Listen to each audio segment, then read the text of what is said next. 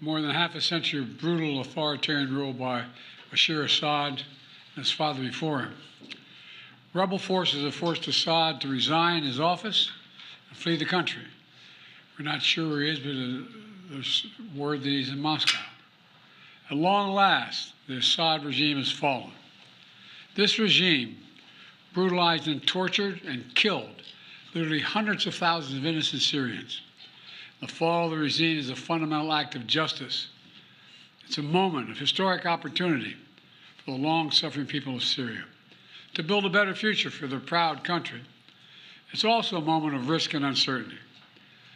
As we all turn to the question of what comes next, the United States will work with our partners and the stakeholders in Syria to help them seize an opportunity to manage the risks. You know, for years, the main backers of Assad have been Iran, Hezbollah, and Russia.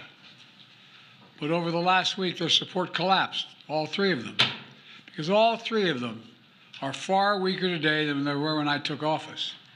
And let's remember why. After Hamas attacked Israel on October the 7th, 2023, when much of the world responded with horror, Iran and its proxies chose to launch a multi-front war against Israel. That was a historic mistake on Iran's part. Today, Iran's main territorial proxy, Hezbollah, is also on its back. Only 12 days ago, I spoke from the Rose Garden about the ceasefire deal in Lebanon, a deal that was only possible because Hezbollah has been badly degraded. Meanwhile, Hamas has been badly degraded as well. Iran's own military capabilities have been weakened. Iran tried 2 times to attack Israel in the United States and build a coalition of countries to directly defend Israel and help defeat those attacks. All this made possible for Iran and Hezbollah to continue to prop up, impossible, I should say, for them to prop up the Assad regime. Additionally, Russia's support for Assad also failed. And that's because Ukraine, backed by our American allies, has put up a wall of resistance against the invading Russian forces, inflicting massive damage on the Russian forces. And that has left Russia unable to protect its main ally in the Middle East. Excuse my cold. The upshot for all this is, for the first time ever, neither Russia nor Iran nor Hezbollah could defend this abhorrent regime in Syria.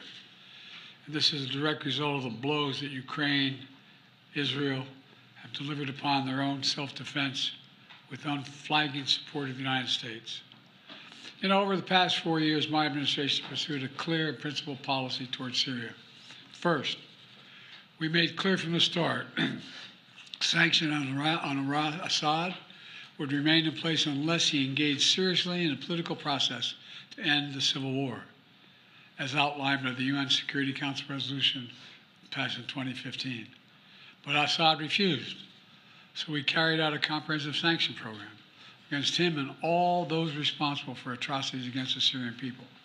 Second, we maintained our military presence in Syria, our counter-ISIS, to counter the support of local partners as well on the ground, their partners, never ceding an inch of territory, taking out leaders of ISIS, ensuring that ISIS can never establish a safe haven there again.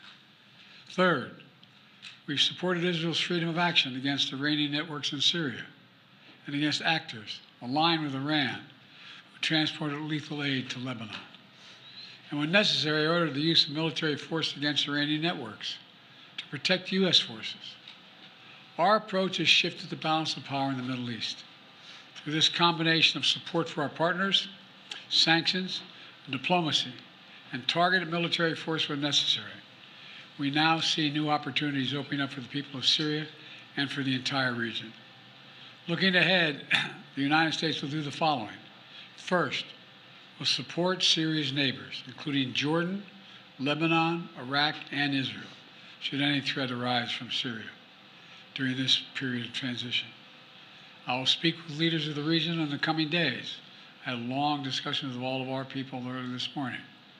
And I'll send senior officials from my administration to the region as well.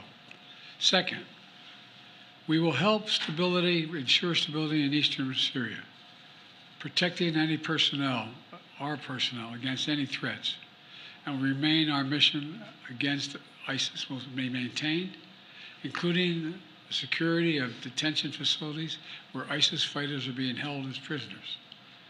We're clear-eyed about the fact that ISIS will try to take advantage of any vacuum to reestablish its capabilities and to create a safe haven.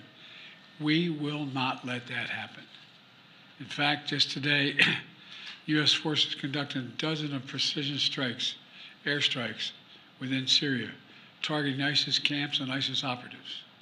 Third, we will engage with all Syrian groups, including within the process led by the United Nations, to establish a transition away from the Assad regime toward independent, sovereign, I want to say it again, sovereign Syria, with a new constitution, a new government that serves all Syrians. And this process will be determined by the Syrian people themselves. And the United States will do whatever we can to support them, including through humanitarian relief, to help restore Syria after more than a decade of war and generations of brutality by the Assad family. And finally, we will remain vigilant. Make no mistake, some of the rebel groups that took down Assad have their own grim record of terrorism and human rights abuses. We've taken note of statements by the leaders of these rebel groups in recent days, and they're saying the right things now. But as they take on greater responsibility, we will assess not just their words, but their actions. And we are mindful that there are Americans in Syria, including those who reside there, as well as Austin Tice, who was taken captive more than 12 years ago. We remain committed to returning him to his family. As I've said, this is a moment of considerable risk and uncertainty, but I also believe this is the best opportunity in generations for Syrians to forge their own future, free of opposition. It's also an opportunity though it's far from certain, for a more secure and prosperous Middle East, where our friends are safe, where enemies are contained. And it would be a waste of this historic opportunity if one tyrant were toppled and only to see a new one rise up in its place. So it's now incumbent upon all the opposition groups to seek a role in governing Syria, to demonstrate their commitment to the rights of all Syrians, the rule of law, and the protection of religious and ethnic minorities. These past few days have been historic. And it's in the days ahead that will determine the future of this country. And we intend to approach them with strength, wisdom, and resolve. So thank you very much. God bless America, and God protect our troops. Thank you. What should happen to Assad now, Mr. President? We believe he's alive. We think we can get him back, but we have no direct evidence of that yet. And Assad should be held accountable. Have you directed an operation to go get him, Mr. President? Is Assad in Moscow? Get who? Austin Tice.